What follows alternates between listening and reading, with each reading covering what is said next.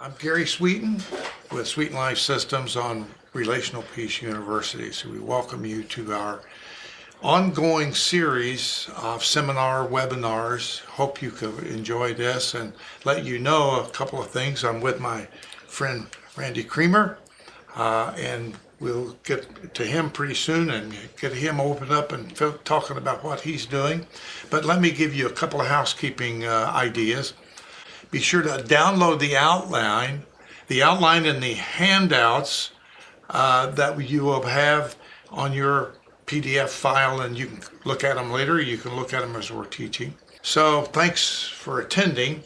And our Relational Peace University is designed to develop good relationships with God, self, and other. And introduce you a little bit to my background, and Randy's too. The history of our training lay people. When I was doing my doctoral dissertation, I attended a seminar. And in that seminar, they covered some things which I hadn't seen in all my classes in my doctorate.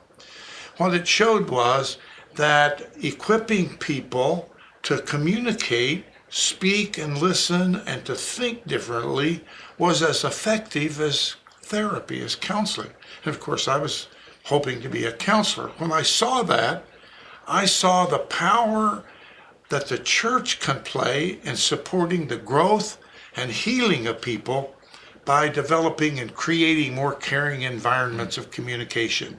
So I set up listening courses, relational courses, family life in our church, and over a period of time we had many people who were caring better for each other, the leaders, the teachers, and all the classes. So it was sort of like raising the level of the water, which raised the level of all of the boats on the water. So let me introduce Randy Creamer. So introduce yourself and what are you about? Okay, thanks, Gary. First of all, Gary and I go many years back. When I lived in Cincinnati, Gary and I formed a relationship and read his material, his book, Listening for Heaven's Sake, and many of the trainings that you did. So that kind of spawned me into my career as a pastor, as a counselor. So I've been at several churches, one of which just recently, for the past 20 years, have spent exactly time doing what you did, equipping people, training people to facilitate care, understanding, good listening in a caring way so that people who have struggles and issues can be attended to in a very effective way. So over the last probably 15 years, there's been anywhere from 200 to 300 people that have been through some form of training, some form of equipping.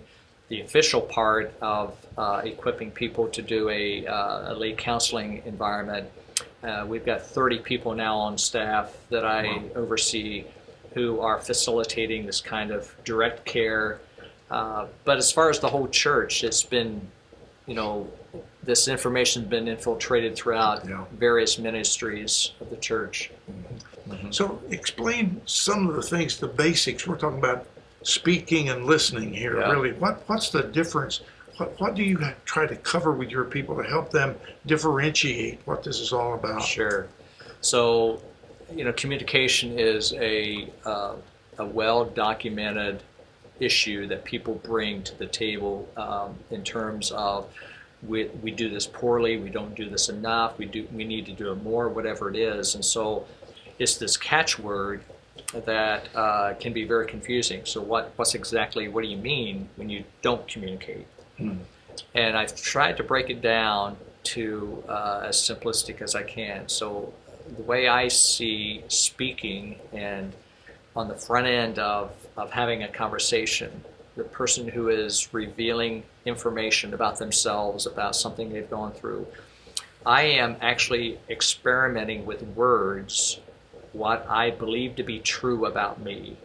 I'm using words to help me think, to help me process, to help me understand and evaluate how I feel and how I think and how I perceive and what I believe and what my values are and how I feel about all those things. the most intimate part of a person, if you really want to be intimate with a person, of course, has nothing to do with the bedroom. It has everything to do with how I feel about what I think about, what I value, what I believe, how I feel about those things. And when I am speaking, I'm actually experimenting with thoughts, and I may not be 100% sure of how I feel and what I think. And so I'm speaking to try to gain more understanding of myself. And then the listening piece, the partnership of communication, is that other side, the listener who is receiving that information, those thoughts, those feelings. And if you can listen to understand, you're not listening to agree, you're not listening to confirm something that you believe, it's something that you're actually giving back to me, returning back to me, your understanding of that helps me clarify maybe even more. Is that what I feel? Is that how I feel? Is that what I believe? And it gives me the chance to really evaluate that even more, Yeah. to complete this process of communicating to the point that I understand how I feel. So let's say a person comes to you, has got a complaint of some kind, and upset. Maybe we've worked with a lot of pastors about this issue, right? Yeah. And if somebody comes to a pastor and complains, or in any position of authority, Yeah. and somebody comes and complains, we could perceive it as an attack. Sure. But you're kind of turning that upside down, and you're saying it's really that person is wanting to explore Yeah. what they really think Yeah. and believe and feel Yeah. deep inside, and they haven't been able. Maybe it may be confusing in there. Yeah. They get it out in the open, maybe with the boss or the pastor or someone. Right. But I might get defensive about that and not Yeah. want to hear it. Yeah, we could really throw a wrench in the works. So, as adamant as a person may be, Yeah. if I come Yeah. to complain, I may know for sure what I believe and what I value, right? Mm-hmm. And I'm here to complain about it. Even as sure as I am, there's a part of all of us that is still hidden from us.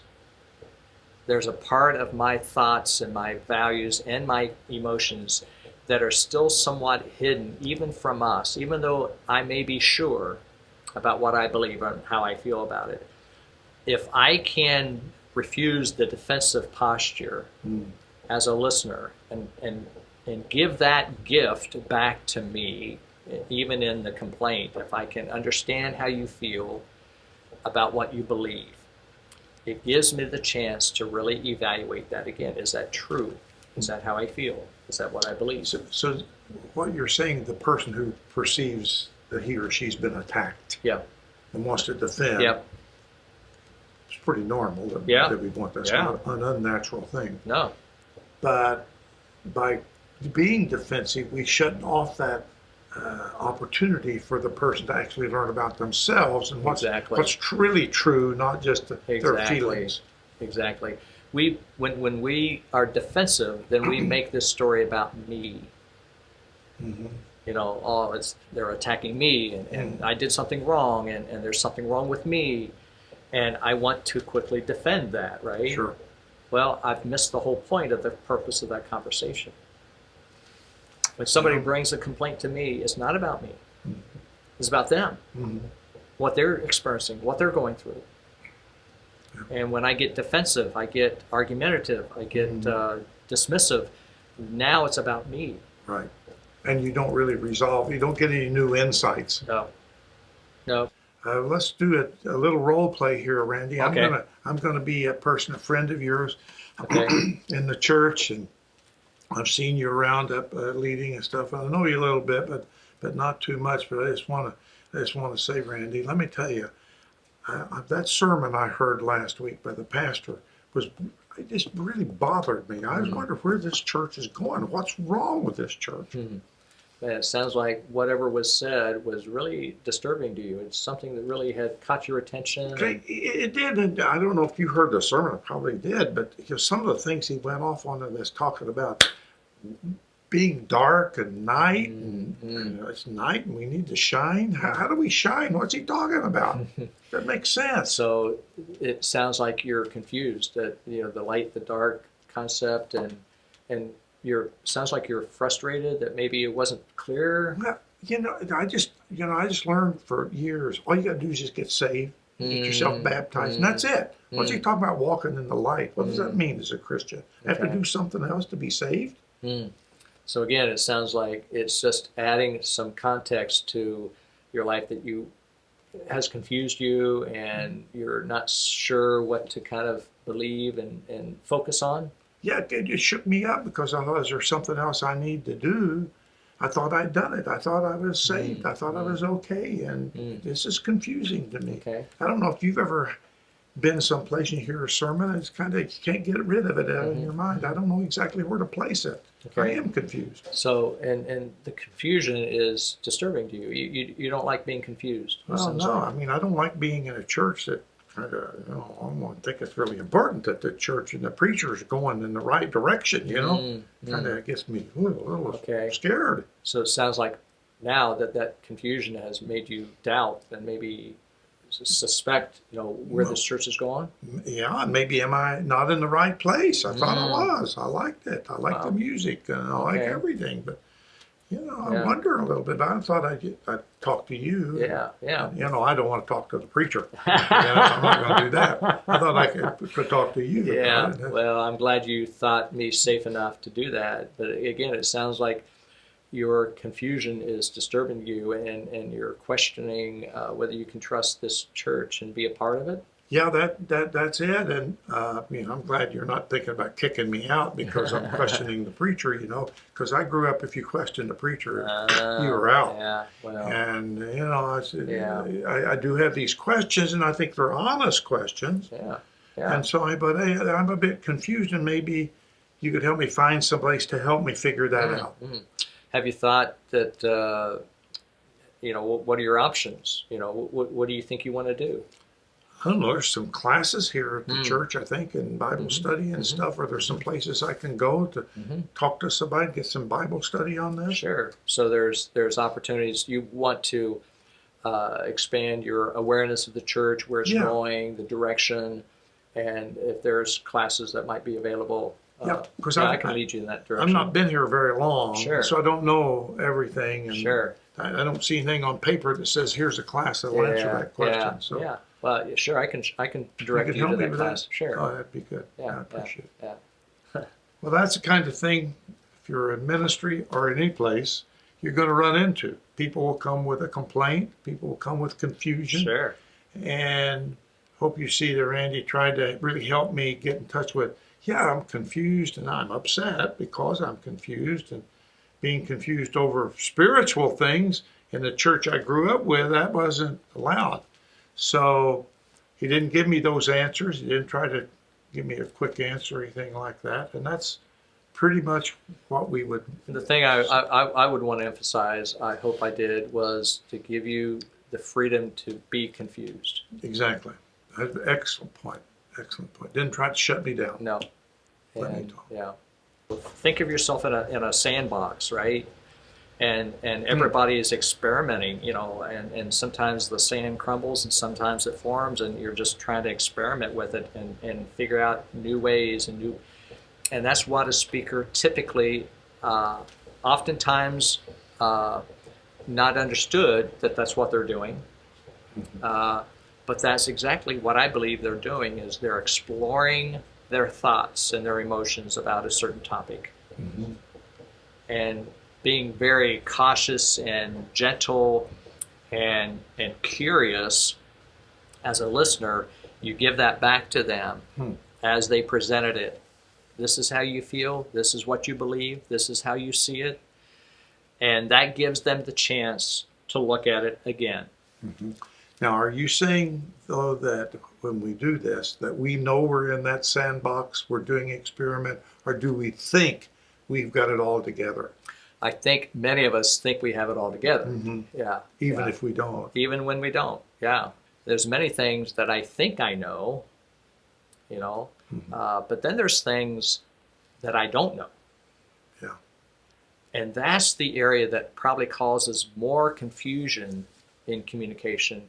Is not the things that I know or the things I think I know. It's usually the things I don't know. That come out of that side that we are not aware That's right. where it's coming from. That's right. Now, and you've got a list of 5 different things, I Yeah. believe, are kind of the major areas Yeah. that, Yeah. that cause this to happen. So why don't you go through this? Sure. There could be 20, but Right. to really identify, I think, the basic themes of problems in communication. The first one that I think of is when, and this is, I start with the number one because it's probably my biggest faux pas in communicating and listening, is when I over-identify with a story. You come to me with a story, you share something from your past, your current, your present situation, Right. your future, whatever, and all of a sudden I live in your story. And so I can kind of feel the same emotions you feel. Right. I can relate to the same content, or maybe the same belief that you have, the same value that I have. And so your story doesn't belong to you anymore. It belongs to me. Yeah. Your story is my story. And if I'm not careful, I'll dismiss your story at some point. And I'm dismissive of your story because I now own the story. It's my story now. And let me tell you about me and how I feel. And so, I differentiate sympathy with empathy. And sympathy is this approach that we often think as a appropriate response to people when they share a story, but it's actually not very helpful, because the way I define sympathy is I feel the same as you feel. I over-identify. Right. I overly involved in your story now. And it becomes our story, or worse, it becomes now my story. And sometimes in a sympathetic relationship I've seen where you come in and you're grieving, and all of a sudden now I'm grieving, and now you are caring for me, right? Right. Yeah, you've probably seen that happen before. So it's not a very effective way.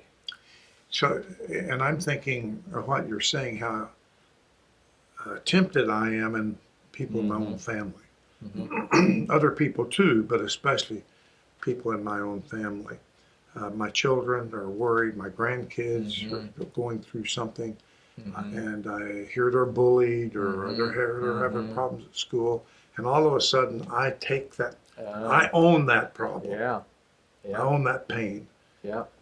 And that's not helpful, you're saying. No, it's not. I can understand why we do that, because I don't want you to be in pain. I don't want you to be bullied. That's hard for me to watch you experience that hardship. But if I take over your problem for you, if I own your problem for you, I basically tell you you're not strong enough. You're not capable. You're ill-equipped. Let me take care of that. And let me put that on me. And it's just a dismissive, disrespectful way of interacting with a person. It crosses boundaries in the problem. One simple way of saying it: when I work harder on solving something that you're responsible for, when I work harder on it than you do, Yeah. then I'm codependent. I'm more worried about your problem, your drinking or your whatever, Yeah. than you are. Yeah, yeah. And I take more responsibility. I take more, I do more work than you do on that problem. Then I'm really negating your ability and your capability. I'm negating the power of you to take care of it. Yeah, you find a healthy, appropriate detachment, detaching approach to a person with a problem. You remove yourself from their problem so that they can experience their problem, and they can experience the growth through their problem. Yeah. They will be stronger if I remove myself from their problem. And you have seen this, or you're teaching Yeah. in have you seen this a lot, this over identification Yeah. in a lot of Yeah, people in the yeah. church? And I'm guilty of it. I think the other problem, the second problem, is the opposite of over-identifying would be under-identifying, Yeah. right? Okay. And I picture that in a process where I get just a little bored with your story, or I can't relate with any of the emotion that you're experiencing. Like you have, I've got a son that's deployed oftentimes in dangerous areas of the world, and I can relate with that, with some pain and anguish. And you may not have that Right. experience, and you Right. may not just have faith. Randy, come on, just Buck up. buck up. He'll be fine. That's a form of under-identifying with Right. me, and just being dismissive of my story. You get bored with it. You get lazy in your listening, maybe, and you just under-identify. That reminds me of what happened with Simone, Mm. and she dropped out of the Olympics. There were so many people attacked her Yeah. for being weak and stuff. Yeah. Are you saying that sort of fits into this? Yeah. The people Yeah. who couldn't identify her, she's so good. Why is she dropping out? Exactly. Yeah. Yeah. It's the lack of understanding, isn't it? Yeah. We didn't have the platform to understand the why. Right. What was going on. What's the emotional quotient that she was experiencing, Right. and the thoughts and the values. And so from the surface, you begin to evaluate and judge a person's decisions, right? Well, that's under-identifying. So Yeah. you can see you have the over-identifying and the under. Yeah. Sort of be callous, but Yeah. you're saying it's not okay to be callous. No. It's not okay to try to own the person's problem. That's So right. there's the balance in the There middle. is. There is a balance, and it's this fine line sometimes. It's really hard to walk that balance. This concept of listening with empathy, to where I understand Simone's feelings and her Right. emotions and her beliefs and her values, or mine or yours, Right. which really helps us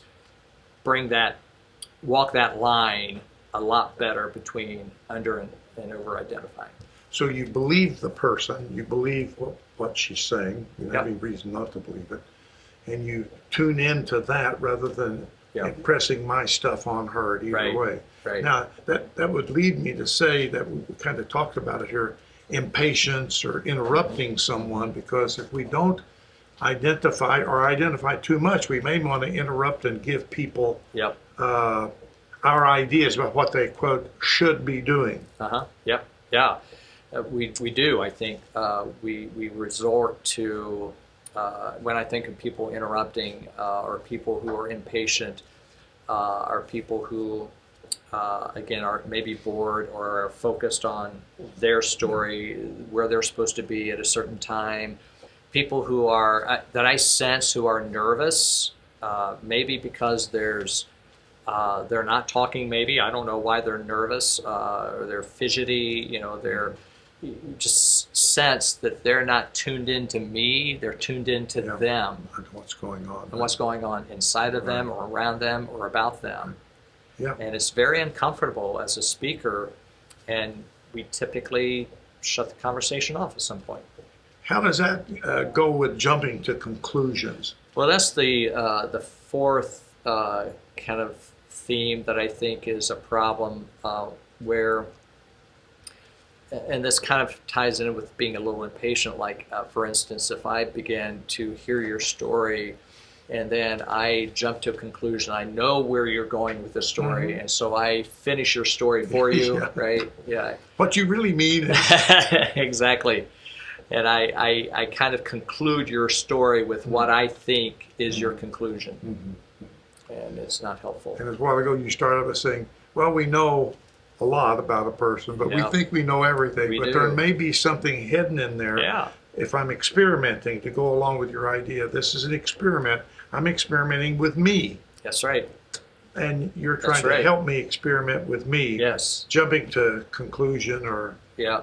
whatever interrupts that. That's right. That's right. Yeah, I think people are still investigating and wanting to know themselves better. In fact, I think a lot of conversations start off with a teaser statement, a teaser contribution of words and thoughts and feelings. And depending on how well you listen to that, might lead me into something more. Okay. Now, I think it's subconscious. I'm not sure people know that they're doing that. Maybe they do know they're doing that, but they throw something out and they test it. Where is it going to land? Yeah. And if they jump to a conclusion for me, if they finish my sentence, if they are impatient with me, I know that I'm not going to go any further. Yeah. Well, let's look at number 5 then. Needing to fix and give advice, because my training was fixing training, diagnose and treat other people, which is the opposite of really what counselors do. Yeah. But Yeah. if that can be in my mind, I want to fix you, Right. treat you. Sure. Sure. There's two things that happen when I give advice, and they're both not good. Even when people ask for it. I encourage people to don't take the bait. Just because they ask for it doesn't mean it's good for them. But the two things that happen is I give you something that I think is worthwhile. I think it will fix your problem. It will really help you. You go home and you try it and it works. And we think, hurrah, right? We've done it. I'm good at this. Yeah. But the problem is the next problem they have, they come and knock my door again. Right. And they're stumped. And they don't know how to fix it because I fixed it for them. That's not good. Some people want to be Well, they dependent. do. Don't they want to be. They do. And we just kind of perpetuate that. The second thing that happens, I give you advice, and it's really good. And it's smart, it's wise, it's going to fix your problem. And you go home and you try it and it doesn't work. Yeah. Well, they probably won't come back to me, Yeah. but they'll continue going to somebody else. Yeah. Yeah. Because the constant need for advice, for input from somebody else Yeah. is what they are hoping for and looking for. Well, let's move down to the next list here. The 7 helpful tips to avoid all mistakes, and you'll never have another one the rest of your life, right? Well, yeah, I wouldn't want to be presumptuous to say, well, this 7 will do the trick for you, but it will lead you down the right path, I think. But yeah, that the obvious beginning is something you taught me, Gary, that listening is for the purpose of understanding. And so you want to listen to understand before being understood. That in this context of relationship, of communication, and people really struggle with this one because most of us want to be understood, which is correct. We do. Yeah. All of us do. Yeah. And it's a valid need that we all have to be understood. But we can only do it one at a time. And we need to take turns. And so this idea is when you begin a conversation and you're in that position of listening first, put every effort into trying to understand first. And I was in a situation this morning where they both wanted to be understood, but they were both basically over-talking with each other, and nobody was listening. Nobody was paying attention. And it was a real struggle. So it's if I'm wanting to be understood, and you're wanting to be understood, we just kind of miss each other. We do. Yeah. We talk over each other. We never really talk with each other. Yeah. Well, then let's go down to this next one. Be objective by listening. Oh boy, to emotions and the narrative or the content. Whew. Yeah. Well, that's that fine line between over and under identifying, that we talked about, is that fine line of this skill called empathy that, a lot of your presentation to me, Gary, was this act of reflective listening, of really paying attention. Empathy is actually understanding your feelings. I may not feel the same thing you feel. Right. Okay, that's fine. Right. But can I understand how you feel? Yeah. Yeah. And that's the difference. That will help you believe that I'm with you, I'm a cheerleader. I'm on your team. Yep. So you don't, you're saying you don't have to really have those feelings. No, The same feeling is not the key. It's No. accurately picking up what that person is saying. yeah, that's exactly right. Staying objective, staying out of their story, letting their story be their story. I had another person actually this morning who was complaining because the person she was talking to would try to fix Okay. and try to solve and try to encourage her out of the emotion that Yeah. she was feeling. Yeah. And what she needed was somebody who understood her feelings, not try to change it. We tend to think if somebody's depressed, somebody's sad, somebody's hurting, Yeah. that what they need from us is encouragement. Yeah. Get out of that emotion. Right. Get out of that. Feel better about yourself. And what that does, it just is dismissive. It doesn't validate. It makes us feel like, oh gosh, there's something wrong with me. Yeah. I shouldn't be feeling this emotion now. And that's disrespectful. It's really hard Yeah. because nobody understands me more than I understand myself. And I need a partner to come alongside. Scripture, paraclete, walking side Yeah. by side. Yeah. I'm not carrying you. Yeah. You're not carrying me, Right. but we're walking together. Yeah. So now you've got the third one here. Why don't you explain that? Well, it's just this idea that nonverbals communicate a lot to people. And if I am, looking at my watch, or if I'm fidgeting, or if I'm, losing eye contact, I want to find a better way of using my body and my nonverbals to communicate to you of how curious I am and how attentive I am to you. So good eye contact, and sometimes, using facial expressions that somewhat match. Again, I don't have to feel what you're feeling, Right. but I'm sensitized to how you feel, and I can sense that emotion in you. If it's sadness or if it's excitement or whatever it is, I can use my body to kind of resemble that a bit, Yeah.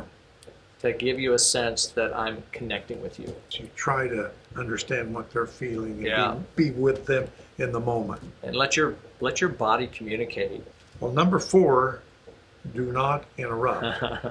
I don't know how more I can explain from that, right? It's kind of a pretty clear Yeah. concept, and it's really a struggle. I talk with people who are very impatient sometimes, and who again are not objective. They're subjective. They're in the story, and maybe my story reminds them of their story or whatever it is, and so there's a natural, or they think you've got it wrong, and they want to correct it. Yeah. And they'll say, and so it's a common approach that people have to interrupt and not let the flow of conversation happen. So if you interrupt and judge, it's kind of got several of these together. Yep. That is a real barrier. Yeah, absolutely. In fact, just recently, a person was complaining about that. The person they thought was safe, the person they thought they could trust, and they were sharing something very vulnerable. Okay.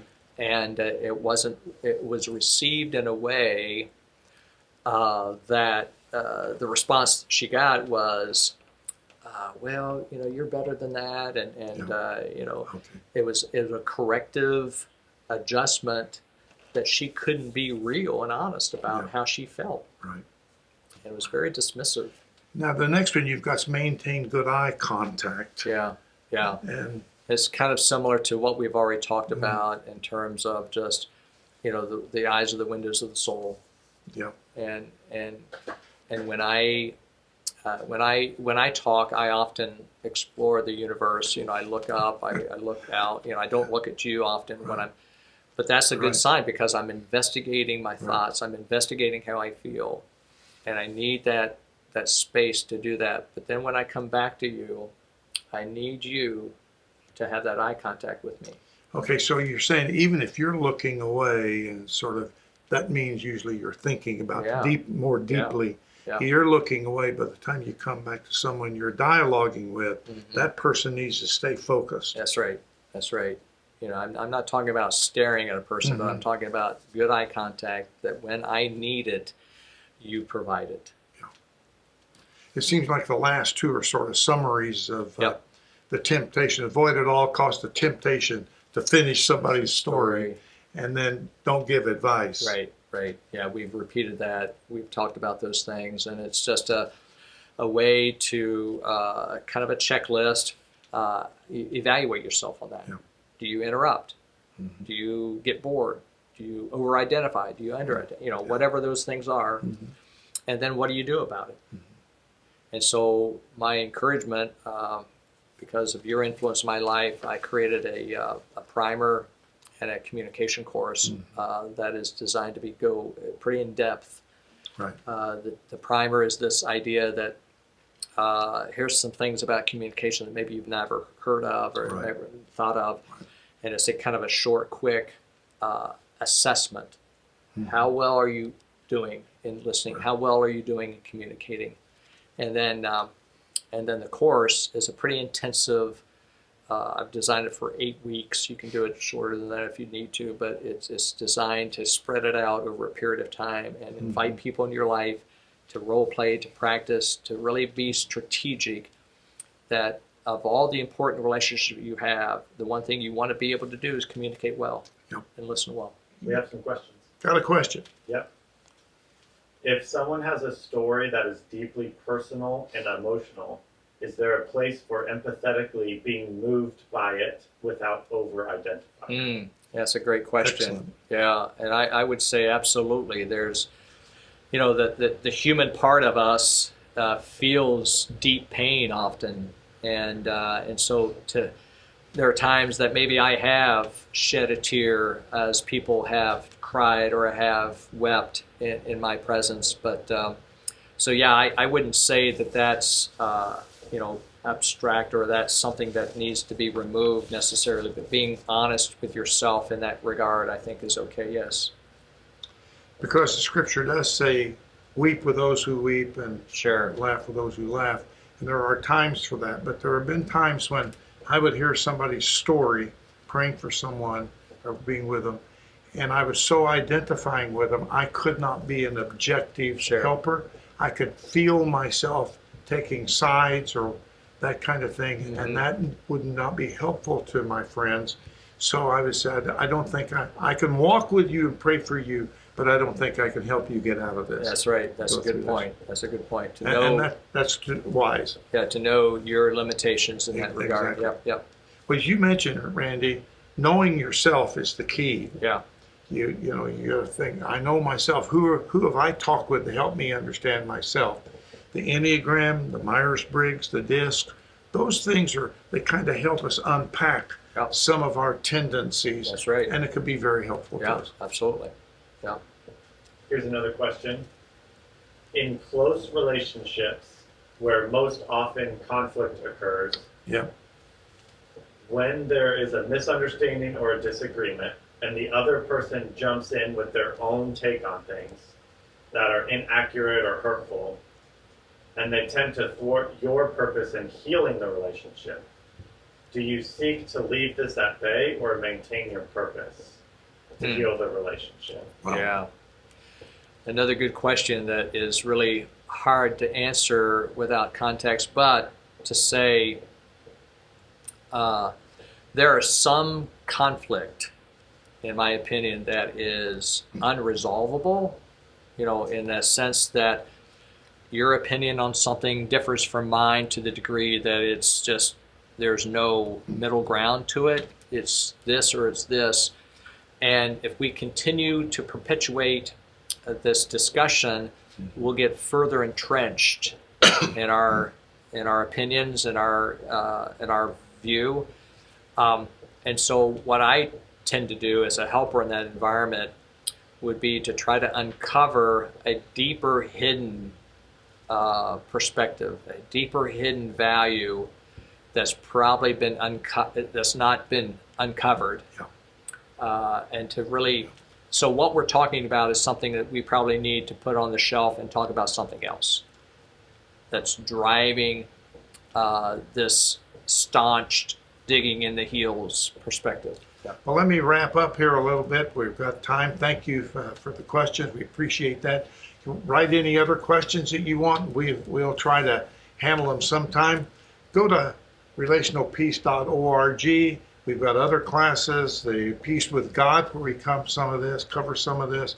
We've got, Susan Carson's got classes on prayer, on listening in prayer and hearing the Lord, and guidance was really great, and how to build a better relationship with God and trusting God. So try us out, tell your friends, and they can listen to this if you found this helpful, and have a great day today.